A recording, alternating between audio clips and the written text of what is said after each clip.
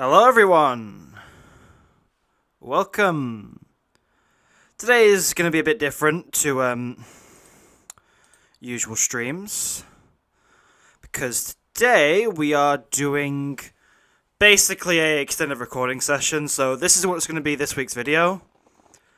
We're just going to be going over the polls that I posted on YouTube the last 3 weeks now, and just sort of discussing the topics that I raised and what everyone thinks of them. Be going over some comments, and you guys in chat are welcome to pipe in with your opinions as well at any point. Hello, Areve in chat right now.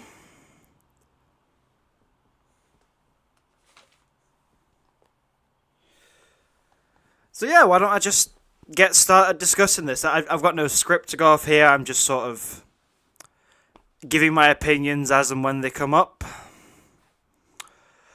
So, start with the question, which Deltarune chapter best so far? Just thought, doing these polls, have a simple, nice starting question that anyone could really answer. So obviously I had the 4 options here. Chapter 1 only got 3% of the votes, which, not surprised by. Chapter 2 got 16%, which is a bit surprising to me. Chapter 3, 18%, and then Chapter 4 wins with a whopping 64%. It sort of brings in like a bit of a discussion piece that most people had regarding these polls, and that was that Chapter 4 seemed to always win, and as a result it made people think recency bias was a major factor. I personally disagree with that statement. I don't think recency bias is as big of a factor as most people say it is. Chapter 2 and Chapter 4 are pretty relative in my eyes. They are pretty similar in terms of quality, I'd say. I mean, I think Chapter 3 is better than Chapter 2, but I still think Chapter 2 is great. I think every chapter in Deltarune is amazing. But yeah, a lot of people brought up the argument that Chapter 4 was sort of just gonna always be like most popular because of recency bias, and I don't think recency bias is a major factor. It's definitely a factor in these, but I don't think it's as big as people are making it out to be. I personally think that Deltarune chapters get progressively better as they go along. And so, obviously, the most newish one is going to be the best. I'm sure I'll think Chapter 5 is better than Chapter 4 when that comes out. At least I hope I do. I want to go over some comments. First one here, saying that every Deltarune chapter is peak. Completely agree. Another one here, Chapter 2 had the best Dark World and best gameplay, but Chapter 4 is the most interesting story-wise. Most interesting scene in all of Deltarune to me, the scene where you are in Noelle's house and Chris rips you out of them. I was like a little kid, so excited to see what's going to happen next. The whole sequence in Noelle's house was so fast and interesting. Totally agree with this. I think the Light World section in Chapter 4 is amazing. And you see this comment here, 4231, showing the order of how they rank the chapters. This is the most common opinion, I think, at the minute, that 4 is the best chapter, then 2, then 3, then 1. Some people really hate Chapter 3. I don't agree with that. I think Chapter 3 is amazing. I'd personally just swap around 2 and 3 here. That's my opinion.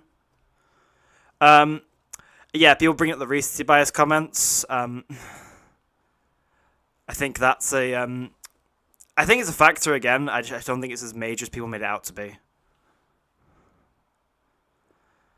Yeah, Chapter 1 being underrated. I don't think it's underrated. I think it's rated perfectly, but like, it's a good chapter and a good starting off point, but the other chapters just increase in quality as we go on. Moving to the next poll now. So this was another pretty simple one. I'm going to have to bring chat back up every single time, move to a different tab. So, this one was, which game is better between Undertale and Deltarune? Most people said Deltarune is a better game than Undertale, which I do agree with. I think Deltarune, mechanically wise, is just like a lot more interesting and just, I think they added TP and they added party system. No, it's not even a system really, it's just having multiple characters more than anything. But I think it makes Deltarune a more advanced game. But I think Undertale, for what it is, I think the RPG mechanics of it are perfect as the way they are. especially for its length. You don't want to really like overwhelm players with a bunch of mechanics throwing at them. Some people say Dawn's Deltarune is completely game of the decade, which again, I do think it's going to be a very amazing game, and I'm really excited for Chapter 5. And yeah, this comment as well, Undertale isn't Toby Fox's dream game, Deltarune is. Yeah, of course, Deltarune is going to be like more... I don't know what I'm saying at this point, but I definitely think like this is a reason to show why Deltarune has more quality. More than anything. Yeah, people's opinion also changed after Chapter 3 and 4 came out. I feel because Undertale has a proper conclusion, we need that 5th chapter before saying it's better.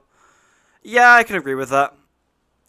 I think because it's only halfway done, it's a lot different, and I think opinions will shift even close to Deltarune as we get further in. But I think for now it's fine to have whatever... Well, I think it's fine to have whatever opinion anyway, but...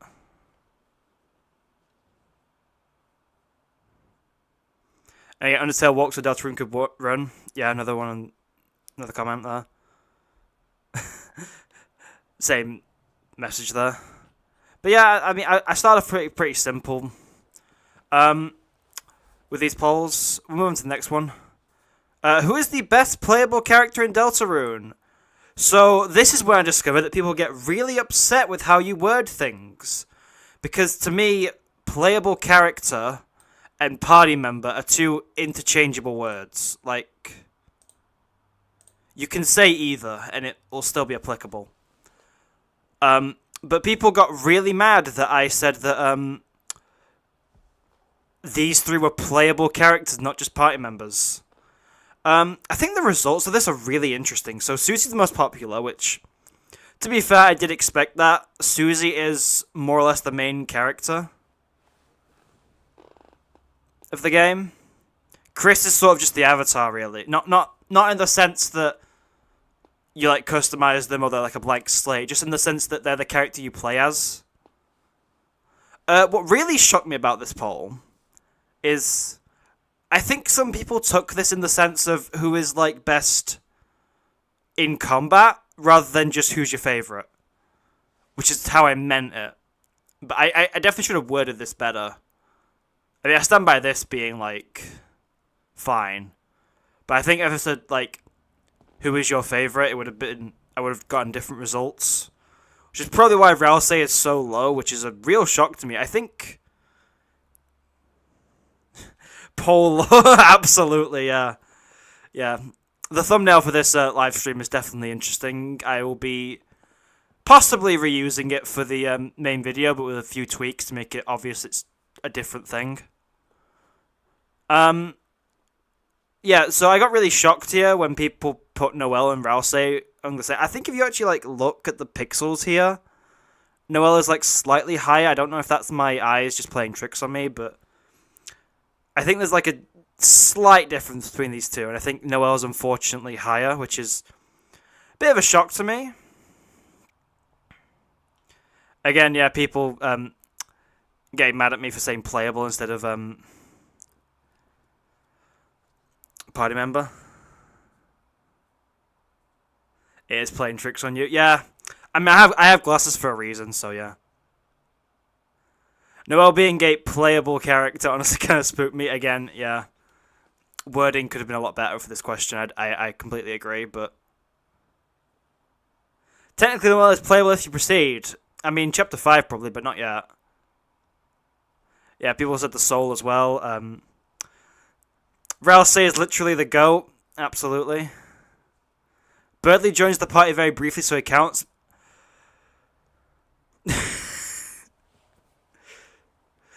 Welcome, Rocky. Nice to see you here. Yeah, someone said Berdly joins the party very briefly. I mean, yeah, but also you have to put Starwalker and YouTube only asks for 4 options of polls. That's why I didn't put that. You can't miss the poll law. Is that what you're here for? Person with a Ralsei PFP says that Ralsei is my favourite character of all time, says more love and respect. I mean, I agree. Rousey is my favorite character. Star Counterpart, yeah, that's what I'm saying. Star Walker is a definitely a playable character. Playable Burley sounds funny, but at the same time torture. I remember when Chapter 2 released, I think someone made, like, fan animations where, like, they had Burley doing all the different, like... As if Burley was a playable character. Like, he had, like, a defend animation, like a spare animation. It was... I can't remember it. I can't remember where I saw it, but, like... Yeah, it was definitely a fun thing. Remember when having Susie be your favorite was less common? I mean, I think Susie shifted into more favorable after Chapter 2 came out. Like, she was a very mean character in Chapter 1, and then she became nice and had that one moment where she had character growth. But after that, she's just been a great character all through and through. And for the rest of Chapter 1, she's not a very nice person. We're going to move on to the next poll now, which is, who is the best end of chapter boss? So 3% people said King, 13% said Queen, 57% said Tenna, and 27% said Titan. Again, people citing recency bias as the reason why Tenna won. I just think Tenna's an amazing boss fight. I mean, people have seen my boss ranking video. Tenna was number 5 and was above all 3 of these. So yeah, I agree with this. In Snowgrave, if you use Ice Shock on Birdly, you can 2-shot him since Ice Shock does 667 damage. Oh, that's the point. Cool.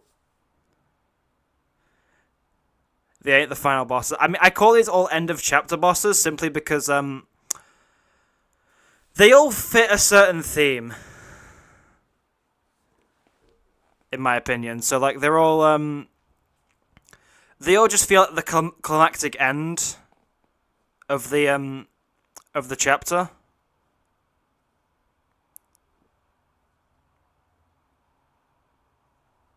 Titan is the best boss all down that hill. I can see why you'd like it. I just prefer Tenna.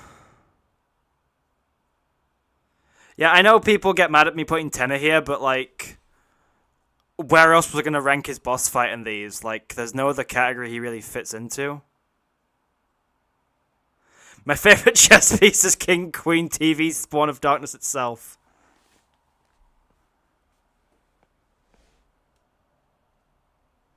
Yeah, the reason I didn't include Roaring Knight on this is because I wanted to include them with the Shadow Crystal bosses. I am being very purposeful how I word that, even though it wasn't in the poll. I'll explain that in a bit. I think that's the next one, actually. Yeah, it is. It's the next one we're going over. People say Chaos King criminally underrated. I think King as a boss fight is really good. You have a theory about Des? I mean, sure, I can hear it. Yeah, people saying Tenno was the most fun. People love Titan because it was most cinematic. John Mantle. Oh, we'll get to John Mantle, don't you worry. Titan Razor Beam was the first boss that had so much attention to detail. It was so cinematic in the entire scene before the fight was cherry on top. Yeah. It's a whole, like... It's a really good cutscene and fight. I think Titan is amazing. But I just think the other bosses are better, in my opinion.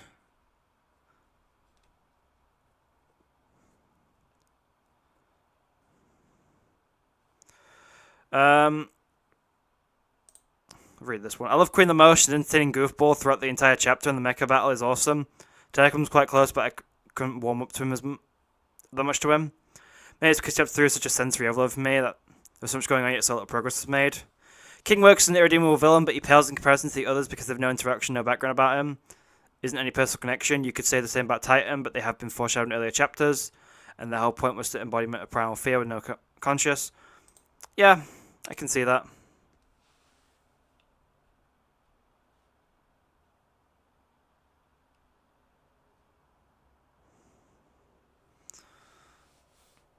My only complaint about Titan is how it doesn't have that much variation. I mean, yeah, I can see that. My problem with Titan is more the fact that if you fight them with a Black Shard, they just trivialize, and it's maybe we'll think Titan's really easy as a boss fight, which I disagree with. Yeah, Black Shard is just awful for absolutely destroying it.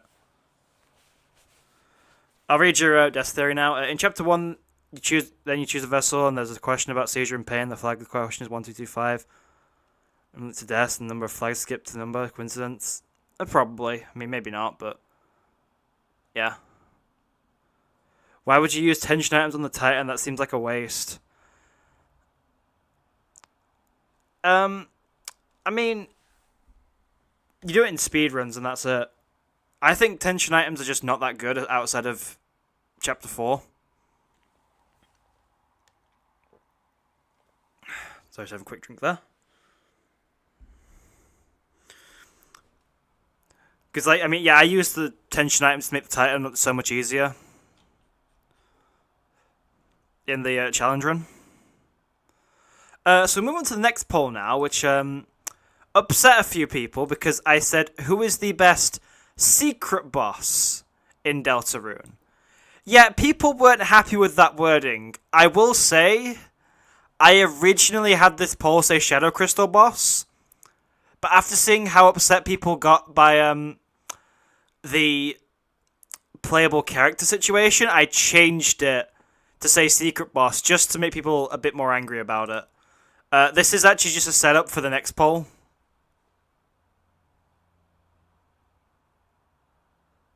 One thing disproves all Dess's night theories. Dess doesn't have antlers in her sprite. I mean, she does. Like, if you look at the only sprite we've ever seen of Dess is the one where in Tenna's flashback, and she does have antlers in that. Eram's pissed. Oh, we'll get to Eram, don't you worry. So yeah, 12% people said Jevil was the favourite Shadow Crystal boss. 18% said Spamton, 19% said Roaring Knight, 51% Hammer of Justice. I mean, Gerson is just goated, so I understand that. This one is just recency bias. Spamton Neo absolutely clears. I mean, I'm going to be honest with you. Out of the 4 bosses listed here, Spamton Neo is my least favourite. I have an attachment to Hammer of Justice on like a personal level. Just because of what that fight means for the narrative and what it does for Susie. If you want mechanically, Roaring Knight is my favourite fight in the game, but like, I can't not like Hammer of Justice. It's just a great fight. But yeah, I mean, to be fair, Jevil, Roaring Knight, and Gerson are my top 3 as well. Gerson negative the poll. He did. He absolutely did. And you'll see, I mean, if I scroll down enough, we'll find some comments. I'll get to it eventually when we move on to the next one. We were Spontaneo's most epic fight so far, in my opinion. No Spontaneo is cool, but 1v1 in front of the fountain above the Dark World that was ruined is so cool. Completely agree. I think it's amazing, but I only just put it slightly above original Spontaneo in my rankings, just because of difficulty. Gerson isn't just a good boss battle, it's a story and also character development for Susie. Throw into a fight that teaches you physically through gameplay that Susie can improve her healing if you keep using it. Another great reason to love Gerson. The other reason Roaring Knight wasn't the last boss of Chapter 4 is because they're afraid of Gerson. True! True. Completely true. Yeah, people got mad. I say Eram Chapter 2 Secret Boss since you can always fight the Roaring Knight. I'm not complaining since the Knight got my vote. This is a nice, polite way that some people actually addressed Eram being the secret boss.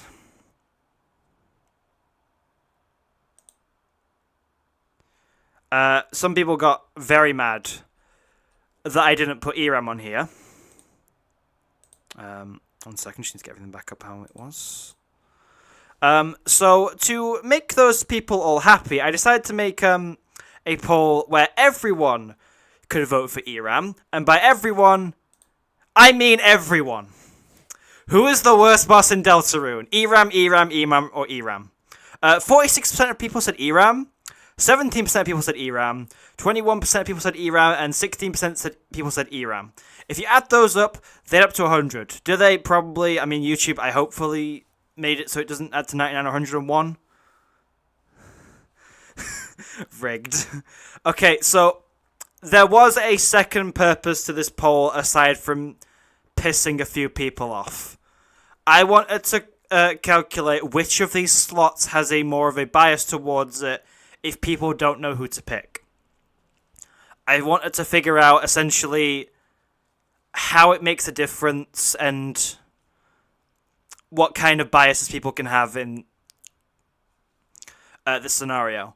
But as I did this, I realized, hang on, people might just favor picking the popular option over the rest of them. Yeah, this is 5.7 votes, and this hasn't really shifted much since 1,000. So we'll get back to this point later. But yeah, I made this poll partly to piss people off, partly to just have fun with it. I also hate how they're not synced up. Thanks, YouTube. Doing very cool with that. The real worst secret boss was those damn teacups in Chapter 2. I won't stand for this John Mantle slander. To answer the question, the worst boss is the board too short because it's just a normal enemy. This fight is difficult, but I love it as an ending to Creepypasta Dungeon we go through to get it. I mean, yeah. The one thing I will say about ERAM, we'll get to this later, but I think the battle theme, Burning Eyes, is amazing. This poll is pissing me off. Are you Star Walker or something? I mean, this was a fun poll just to have. So we'll move on to the next one. Pretty interesting question here. Will Gaster be important to Deltarune? 84% of people said yes. And 16% of people said no. I found this interesting, really, because I think saying Gaster won't be important to Deltarune is similar to saying Flowey isn't important to Undertale.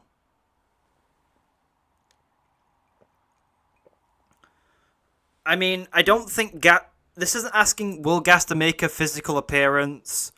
Will he have an official design? Or, any of that. It's just asking, is he going to be relevant in any way? And I'm quite surprised that so many people said no. Because, to me at least, I feel like Gaster is the voice who helps you make the vessel, the voice at the end of Chapter 4, and the voice in, when you get a game over in Chapter 1, and when you choose to not return in any other chapter as well. I think that is Gaster, and there is, pretty sizable evidence to say that is Gaster. But if you believe that is Gaster, then to say Gaster is not important in any way, is a bit ridiculous to me. He's the real Mike. The real Mike is a very realistic How are there still Gaster deniers of Chapter 4? There's also people who think that Chris is a self-insert for the player, and that's why they have they-them pronouns. I don't know how those people play in Chapter 4, because you have to be playing with a blindfold to think that Chris and the player are the same person. Gaster just watched us play, honestly. He doesn't seem to be super relevant, but yes, he's still an important character, but we don't have a lot of information. It's only 16%. I mean, I agree with you in a sense. I'm not saying he's going to be the most relevant character in the entire game, but I'm saying he's going to be important. 60% of people just think Gaster was for the lols. It would be funny if he doesn't show up at all. I would laugh my head off if we get no Gaster appearances in any regard. Or if the where was I going with that? I'll be surprised if we don't, at the very least, get the voice confirming that it is Gaster, or whoever Gaster is. Tell me the type of guy to make Gaster and Icy the same person. I mean, even that would be fine. And again, this comment here kind of summarizes how I feel about this. Important, yes. The focus, no. Yeah, that's basically how I feel. Obviously, Gaster's going to have some involvement in Deltarune. But, he might not be the main focus, in the sense that... Just yeah. I get that. So we're going to move on to the next set of polls. This is kind of like a 4 set. Actually, hold on. What if Gaster is the mystery man and now Toby Fox doesn't want him to appear because it would make the community sad to see it's a completely different guy? Oh, isn't the mystery man. I mean, yeah. Like, I don't need Gas to make a physical appearance. Then what is the mystery man? The mystery man is just a blob. He's just a fun guy who does the Club Penguin dance. I just want Gas to look at the mystery man, the dark world, and the light world, you just look completely different. That'd also be fine. Yeah, I'd be fine with that. I think he'd be heavily alluded to in the nearing chapters. Yeah. Asgore and his son Rudy and Carol making the world in dark, also Undyne is who knows where. Yeah. So we're going to move on to these next set of 4 different polls here. So my question was, did you find Jevil on your first playthrough of Deltarune Chapter 1? 21% people said yes, 34% people said no, and 45% knew before the first playthrough. The reason we have this option is I needed to filter out everyone who was spoiled, basically, because that would just change this massively. Because you get a lot of people saying, yeah, but I was spoiled, essentially. You voted no? Cool. Yeah. Essentially, I want to figure out with this, like, how discoverable is Jevil? And when you really think about it, like, there's nothing really that hints towards Jevil that you absolutely have to interact with. Because the elevator, you can just leave and never go back to it, because there's no reason to go back down there aside to fight Jevil. Or get the Iron Shekel if you missed it. There's also, you don't get the Dagglewood Shawm until after you actually see Jevil. And the only hint towards Jevil's existence is in Chapter 4, when you've passed the point where you could even fight him. I didn't vote in the poll, but no, I didn't fight him despite knowing he existed. I think the majority of us spoke to him didn't realise what or who we were talking to. I mean, yeah, that's reasonable, I think.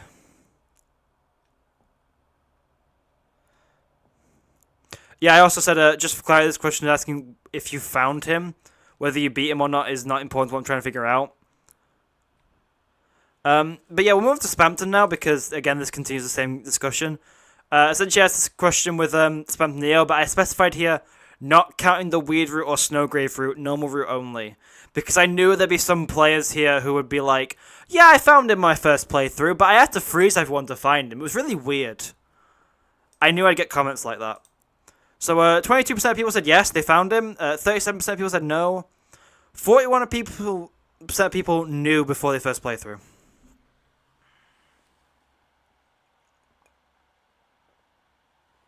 Just having a drink again, sorry guys. My throat's getting dry from talking so much. I think a few comments on this mentioned that they were confused that people couldn't find him, given how much he hints towards it. I don't think Neo is as obvious as some people say it is, so if you fight Spamton, you can't get the deal. You can only get it if you spare him. And there's also the fact that he's a shady guy in a dark alleyway, and players probably don't want to really trust him or do whatever he says. What kind of monster would do a Snowgrave at the first playthrough? I mean, people discovered Snowgrave about 24 hours after Deltarune Chapter 2 came out. So I don't think it's unreasonable to, like, assume that some people did Weird Route as their first playthrough, trying to discover whatever they could about Chapter 2. Spamton is the first character in the game that can die. I mean,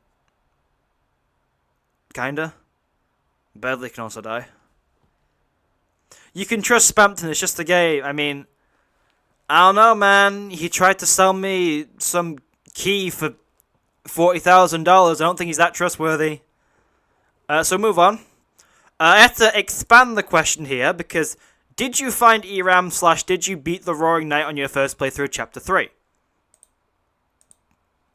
Again, I wanted to include a fifth option of people who didn't find ERAM but beat the knight, but I needed to filter out people who got spoiled, essentially, for this one. So 18% found ERAM and beat the knight, 13% found ERAM but didn't beat the knight, 53% said no to both options, and 16% got spoiled, which is unfortunate given how recent Chapter 3 is. Yeah, I also, for most of these categories, I also fit into the no option, I will say that. I didn't find Jevil in my first playthrough, I didn't find Spam to Kneel in my first playthrough, I didn't find ERAM or Beat the Knight in my first playthrough. I thought the Knight was a forced loss for the simple fact that I got almost floored by Tenor. And I went into that cutscene and I'm like, oh yeah, I'm like 12 HP. Yeah, this is obviously a forced loss. If it wasn't a forced loss, they would have healed me. I found Jump Mantle and Beat the Knight. I'm just that correct? Of course you are. I didn't meet ERAM and Beat the Knight. It took me like 5 hours. My ego couldn't take it. Yeah, I honestly, I thought that many people would just not have beaten the Knight without finding ERAM. Because I feel like if you're searching for loads of secrets, you're not going to not discover ERAM and beat the Knight. I didn't notice the Knight's HP lower, and since I didn't tell you the percentage, I assumed they were infinite. Yeah, that's also a fair assessment. I mean, it's hard to even notice when you first play through. I don't even know exactly what I did when I first beat the Knight. Well, first fought the Knight on my first playthrough. Whether I defended or attacked, because I usually don't attack unless I absolutely have to, and this is one of the fights we absolutely have to. And we'll move on to the last poll of these. Did you find the Hammer of Justice on your first playthrough in Deltarune Chapter 4? Yes, no, or knew before first playthrough? So, less people got spoiled here. Most people said yes, they knew about him. 53%. 26% didn't know, and then 21% knew before the first playthrough. And this kind of proves my hypothesis on this. Sorry, I just need a drink.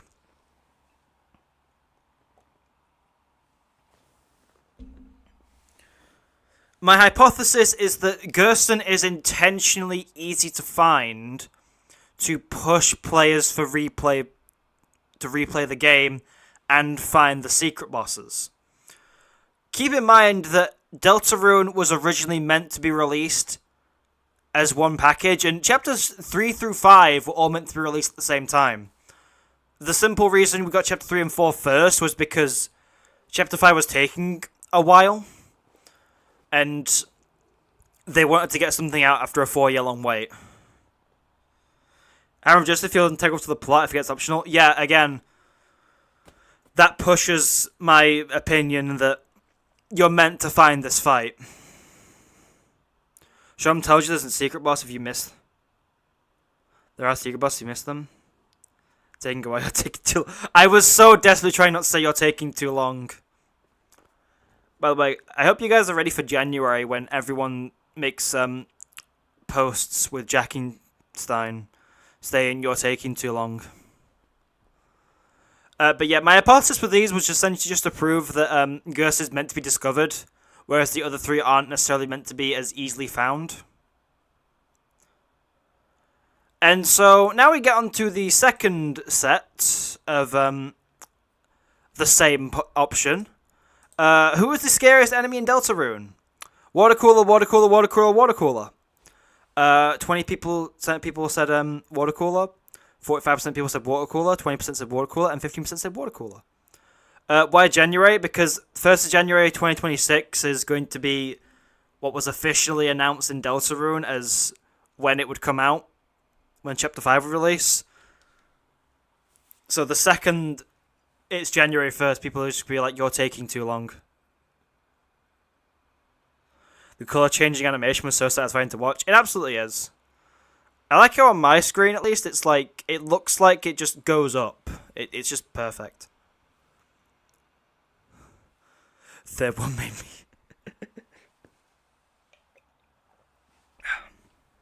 So yeah, again, this was to discover if people jumped on the popular option or not.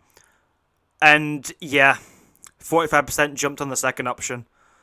I like how the majority of us collectively decided the second one is the scariest. I don't, because that means that collecting data for this was an absolute nightmare.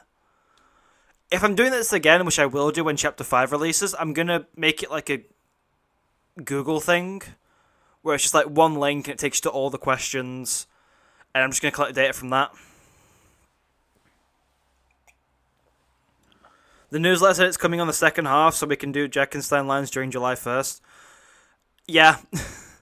But knowing Toby will just drop it on us like June 30th, say, oh yeah, by the way, here you go. You can also fight Gerson very early if you know the melodies and all that. Yeah. We should have a Google Doc Ultra poll. We will have a Google Doc Ultra poll at some point. Thing is, I think that'll let me do more than 4 options, which is good.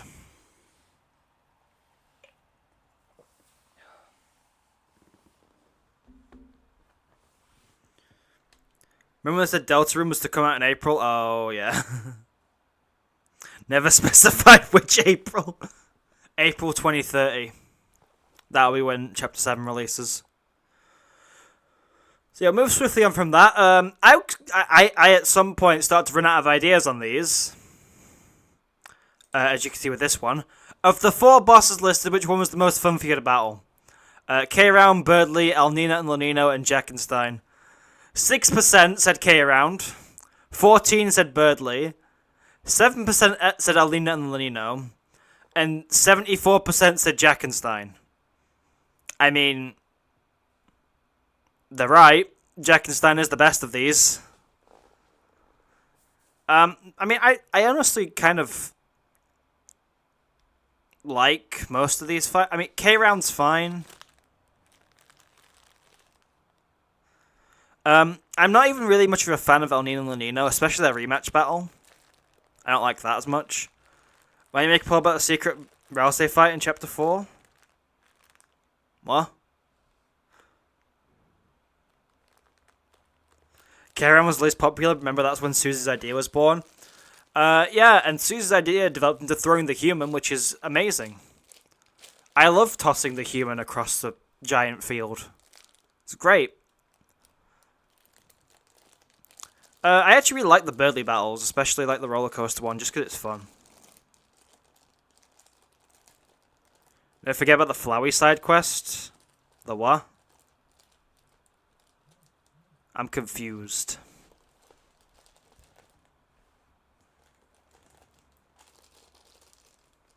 Honestly, it depends which Alnina and Nina fight. The ball one fight is a bit boring. Replays Chapter 3 Rules fight is great, but I think a lot of the fun gameplay battles from Lancer and some Rolls and their Castletown rematch is just more a fun version of their first fight. The Birdly fight is alright, I just like Smartest. Smartest is a banger. Absolutely. Thanks for that one. In Deltarune Chapter 4, you can fight Rousey by fighting an enemy while he's in the party and pretending that the enemy... Okay. So, yeah. Eventually, I decided to do Ask Music questions, because that'd be fun. So, this question was, which is the best opening theme for each Dark World in Deltarune? I put Field of Hopes and Dreams, Cyber's World, Adventure Board, and Dark Sanctuary. People weren't happy that I put Adventure Board here, but it's kind of the most fitting of the Chapter 3 songs to be a sort of opening theme, I guess. I mean, there are definitely others I could have picked, but this felt like it worked very well. Field of Hopes and Dreams, 33%, Cyber's World, 29%, Adventure Board, 2%, and Dark Sanctuary, 37%. Could you believe that people said there was recency bias in this? The poll where Chapters 1 and 2 basically won. Like, I mean, there's not a giant difference between these two, really, is there? Cyberboard is, in my opinion, the best Toby Fox song. I mean, I disagree with you, but I think it's an absolutely amazing track, 100%. Dark Sanctuary is better than second and third Sanctuary. I mean, you're allowed your opinions. I personally disagree with you on that, but you are completely allowed to have that opinion. Moving to the next one. Which is the best secondary theme in Deltarune? Scarlet Forest, Welcome to the City, Paradise Paradise, and the Second Sanctuary. Second Sanctuary is better than Third Sanctuary. Oh. Oh. I feel like you're saying this because you know what I'm going to say next. So yeah, it's 12% for Scarlet Forest, which is nice. 20% for Welcome to the City. 6% for Paradise Paradise. 62% for Second Sanctuary. I'm going to be honest. I think Second Sanctuary is just a worse version of Third Sanctuary. I prefer all three of these to Second Sanctuary. The secondary themes just chill, actually. I mean, yeah, they are. Scarlet Forest better than Welcome to the City. True. Scarlet Forest is underrated as hell. It is an amazing track. I mean, I like Welcome to the City, especially the slowed down version, but Scarlet Forest is amazing. Second Sanctuary feels more magical. I don't know how to describe it. I can understand that. But, next question. What is the best final area theming Deltarune? Card Castle, Pandora Palace, TV World, Third Sanctuary. Where's my... There we go.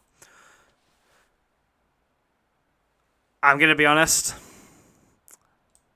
Third Sanctuary is, in my opinion, the best track Toby Fox ever made. I think it is peak. I think it is incredible. It sets up the climb, basically, to the night so well. It's just new chapter bias, bro. Pandora's Palace never fall off for me. I mean, okay. I think Pandora Palace is, like, really good. I like how it does the, still play through the battles thing. I think that is amazing about it.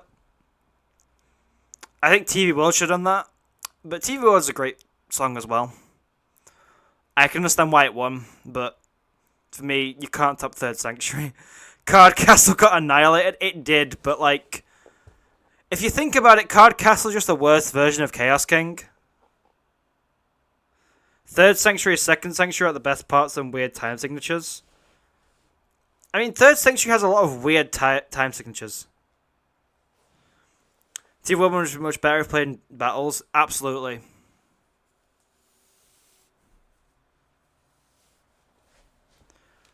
So, we'll move on to the next poll now. Which end of chapter boss theme is the best? Again, I saved the night for the Shadow Crystal one. That's why Tenna's here. Chaos King, Attack of the Killer Queen, It's TV Time, or Guardian?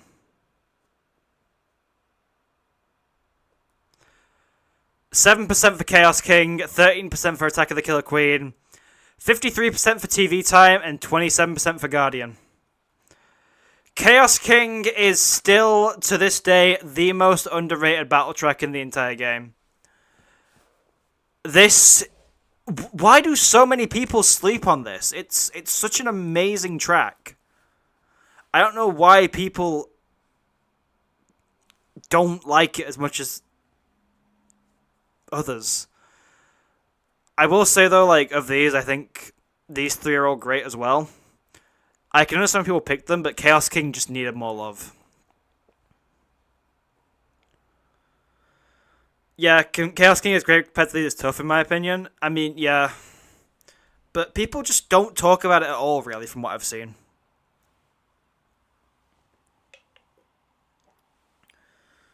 It's TV Time might be the only overrated Toby Fox song.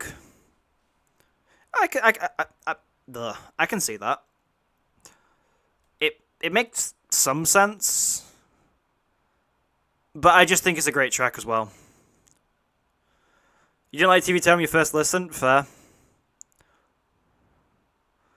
Out of these, if I had to pick a favourite...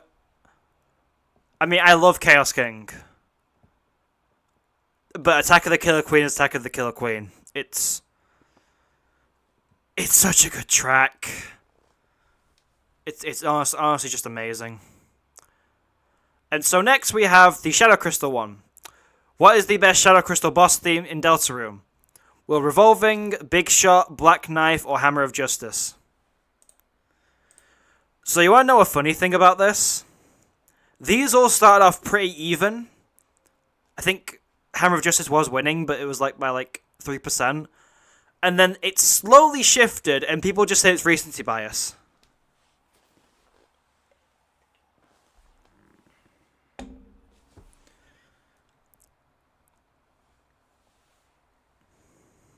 Attack of the Killer Queen has great memes included, yeah. Hammer of Justice is not the best one. I mean, I think it's amazing. I think Big Shot and Will Revolving are, like, really good.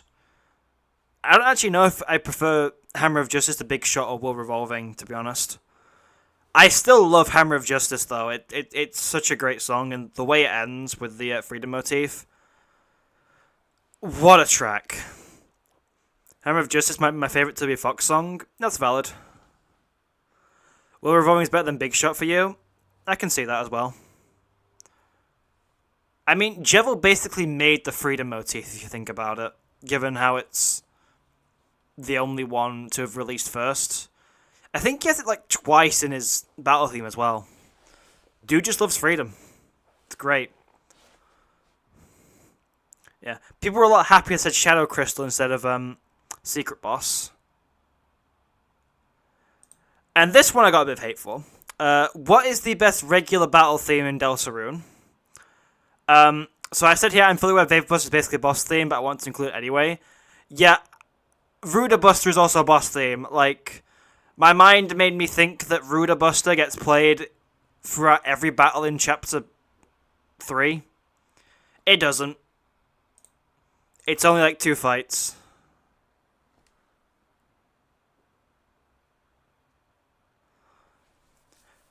Rude Buster being as underrated as this is like a crime. I think it should be rated higher than it is, to be honest. From Now On Battle 2, again, great theme. Amazing. You prefer Rude Buster to Ruda Buster? Same. I think Rude Buster is such a great track. It is honestly underrated. Vapor Buster, another one. Again, kind of underrated. It's just nice having it slowed down, I guess. I don't know. It just sounds good. I've only got 4 polls left, believe it or not. I didn't think we'd be in this quickly, but yeah. I like both Rudes, but From Now On came at a good point. From Now On, I don't know how many of my how many of you guys have played Xenoblade 2. There's a track in that game called Still Move Forward, and it plays like as like a major story shift in that game. I get the same vibes of that From Now On. Like, a new track coming in at a major story shift is just great. All hail Vapor Buster. It is a good track. I will move on now, though. So, of the 4 battle themes shown, which is the best? Now there's a chance to be a Burning Eyes, A Dark Zone, Cat Swing. So, I wanted to include Burning Eyes and Cat Swing on here because they're like the 2 secret boss themes I didn't get to include. Because, again, YouTube has 4 poll options. Burning Eyes So Peak. True! True, it is amazing as a theme. Cat Swing, my beloved. This is not deserved. 8%. 8% for the best track in all of Chapter 3. It is so good. Now's a chance to be getting 30% was good. A Dark Zone, 45%. Okay, this might be the one where I agree with recency bias if the other options weren't, you know. I had someone, I think, say, if Airwaves was here, it'd be the winner 100%. I kind of disagree with that, I think. But, I mean, it's also not a battle theme, so. Cat Swing is dangerously catchy, not gonna lie. It is a good song. I like how they put the, I think, Spamton's motifs in there, and then you also get the, sneaking motif. It was a Freedom motif, right? I think it had Freedom motif in the Switch too. version. One of the tracks in the Switch 2 version had Freedom motif, which is weird. Airwaves is not better than Cat Swing, bro. Absolutely agree. Yeah, I like how no one's made a comment on a Dark Zone yet, but a Dark Zone is an absolute bop as well. Like it's a great song. I just think Burning Eyes is way better than all of these.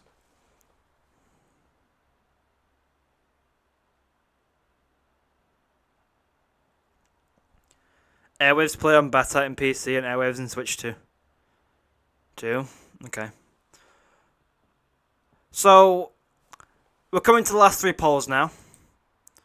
I asked a very simple question here. Who is better, Tenor or Spampton? 72% of people said Tenor. 28% of people said Spampton. Funniest comment here. How dare you ask me who my favourite parent in the divorce?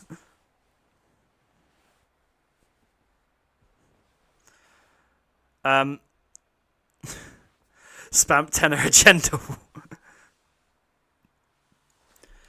Yeah, I mean, I kind of agree with this. I think Spampton just is like... How people interpret Spampton is kind of like... how Tenor actually is, I guess, in a sense. I just didn't get as much info on Spampton. I mean... There's a lot of info on Spampton, but he only takes up like half a chapter, whereas like Tenor takes up a full chapter all to himself, basically. He's not fleshed out enough in comparison to Tenor, who's literally a chapter boss. I mean, yeah, I see that. I do want to see more of like Tenor and Spampton's like interactions and how they were in the past, because that one scene in chapter 3 is just peak. It is amazing. There's not really much about this poll I want to go on about, but the next poll is pretty interesting. What way do you like to play Delta? Why is there a stray pixel there? There we go.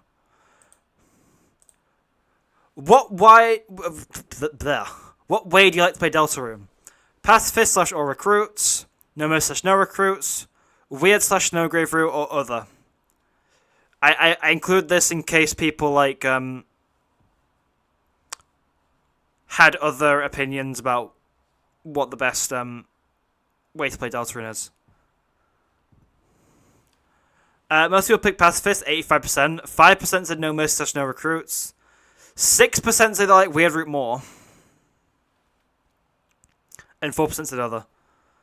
A weird thing that started was like people started commenting how they like to organize their save files. I added mine on here. So I like file 1 is my pacifist without shadow crystals. File 2 is pacifist with shadow crystals, and file 3 is the weird route. All of them as many eggs as you can get. So you can't get the chapter 2 egg in the weird route, but you can get all the others. So I found that interesting.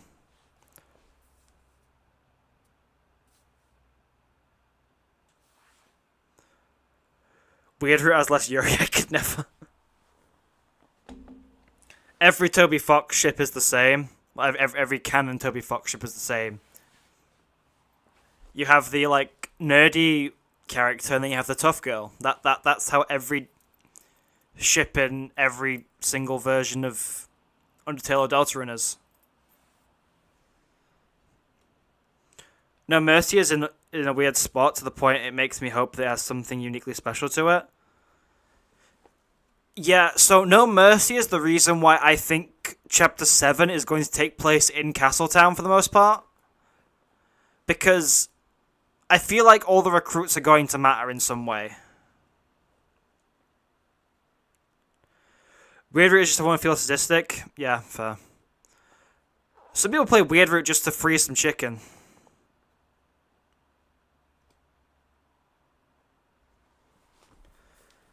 So, in case you want to know how I feel about all the Dark Worlds going forward, I think Chapter 5 is going to be either Noelle's House or Flower King, because both have links to Asgore.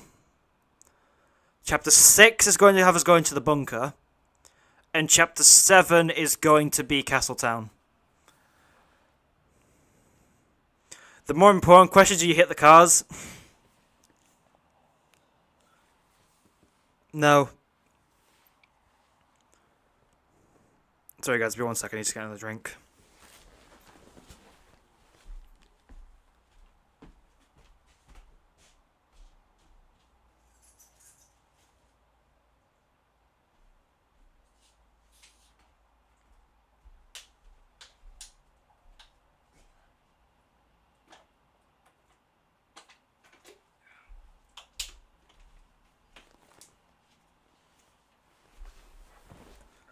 Sorry about that, guys, I'm back. How can you kill stuff in Castletown because the roaring makes all darkness turn to stone? I mean, maybe the roaring won't happen. Maybe we just have to steal the Castletown fountain just to make that happen. To, like, you know, save the worlds. The newsletter had, like, a Dark World pine tree in it, so it could be multiple Dark Worlds. Yeah.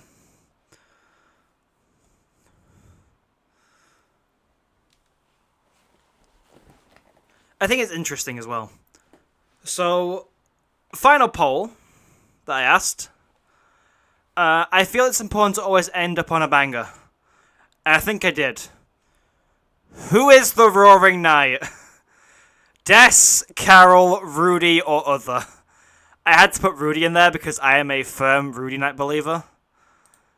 If I could include more options, and a fifth option would have been Papyrus, obviously. Always bet on Rudy Knight. So, 69, nice, percent of people said Des was the Roaring Knight. 11% said Carol.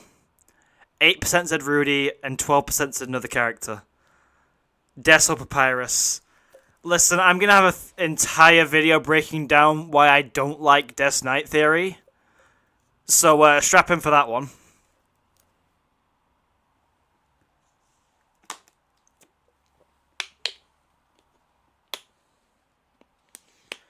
I think people are onto something with amalgam connections. I mean, possibly. I just don't see how that necessarily works in the light world. So, like, it just doesn't... Can you break down Papyrus Knight theory after that? I mean, eventually, but, like, I have so many video ideas I need to actually make that it's just going to be a while.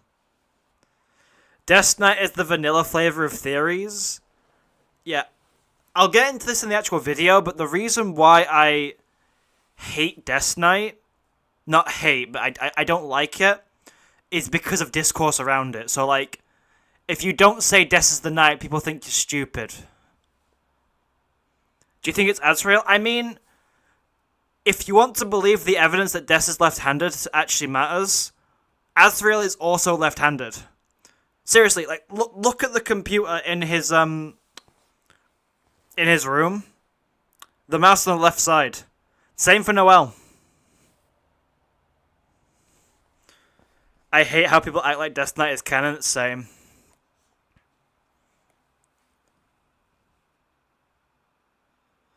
I fear and respect anyone who still believes in Alvin Knight theory. Listen, regarding Alvin Knight, I think he's involved. I can't say for certain if he is the Knight, per se, but he knows something. I mean, how does a Dark World appear in your place of work and you don't know anything about it? He knows something. Yep. Also, Gerson only comes to life under certain darkness. Who's to say Alvin didn't make the Dark World in Chapter 4? I already mentioned the Knight used their right hand for attacking. Yes. And I'll address this in the video, because I've recently pointed it out to myself. I think the Knight is ambidextrous. I think they can use both hands evenly. And a thing with ambidextrous people, most of them start out left-handed. And they instinctively grab the sword in the Knight battle with their left hand. I don't think that proves it's Des or anything, but I think it definitely could say they're ambidextrous.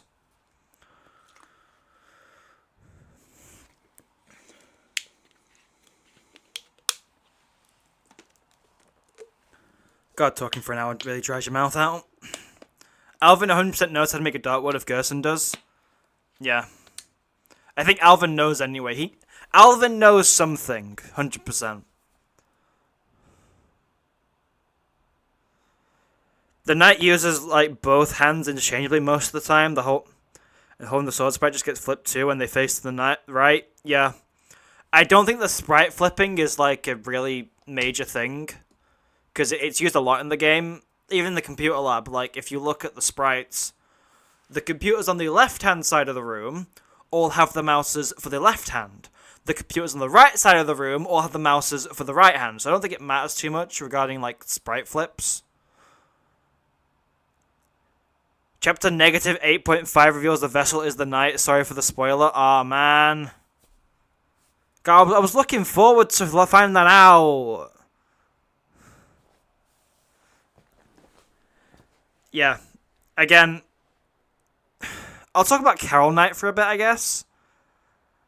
Because, like, the speed you would have to somehow get from her house to the Dark World without being spotted is ridiculous.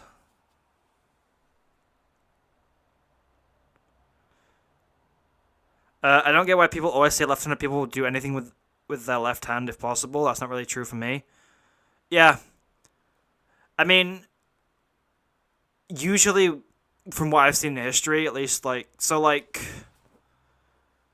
I know from history that, like, Napoleon was left-handed, apparently, and, like, that's why certain countries drive on, like, the right-hand side of the road, because you have your sword in your left hand and you clash with your opponents.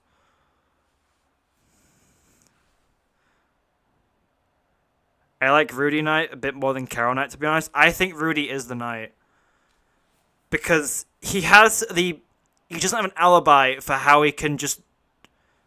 Because, like, he can be in any of the Dark Worlds and have had the time for him to make them. Because we have no idea because obviously he went back to hospital after the church.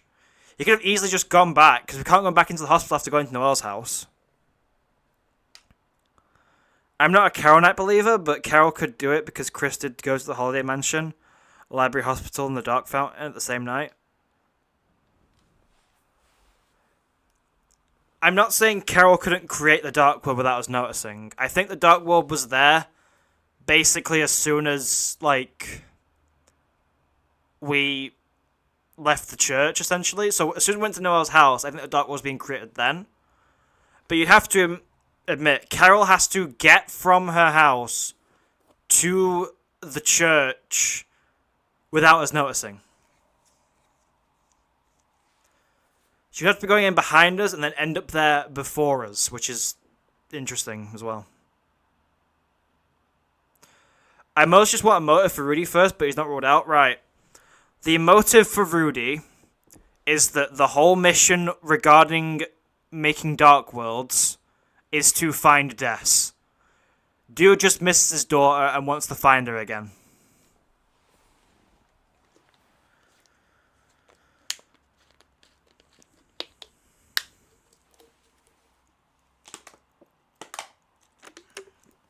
Sorry, I'm drinking a lot of water. My mouth is very dry at the minute. Carol's on Chris's phone. She came back instantly instead of a couple of others. Stop Susie from using it. I'm telling you, Carol and Rudy are working together. Yeah, I can believe it. I think it'd be awesome if Rudy is the knight and he's only strong in the Dark World because of the tough persona he puts up for Noel. Yeah. Yeah, I agree with that, 100%. Yeah. So this was the sort of fun thing to do. I'll edit this down to a video and hopefully get it out to the end of the week. But yeah.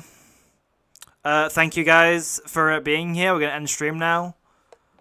I hope to see you guys tomorrow, because tomorrow we are continuing the no-hit of the entire of Deltarune. And, yeah. See you guys then.